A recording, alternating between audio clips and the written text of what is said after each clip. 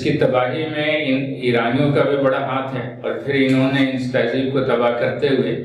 शुमाली हिंदुस्तान को पूरी तरह काबिज हो गए और यहाँ जो मुकामी जो कौम थी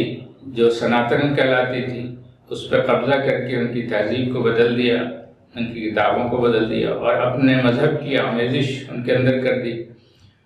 और उस आमेज़िश के बाद आज ये हिंदू कहलाते हैं। लेकिन यही वो ईरानी हैं जो ये आर्यन कहलाते हैं। तो हिंदुस्तान में दो समाज है, एक आर्य समाज है जो ये ईरानी है और इन्हीं हिंदुओं में आप देखते होंगे कि बाज़ साधु और पंडित जो हैं वो तौहीद की बात करते हैं।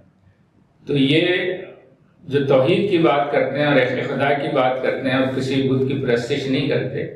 ये ब्रह्मा समाज के लोग हैं। ये हिंदुस्तान में बहुत थोड़े हैं और ये इब्राहीम अलैहिस्सलाम की तौहीद पर कायम है और इसी बुनियाद पे ये ब्रह्मा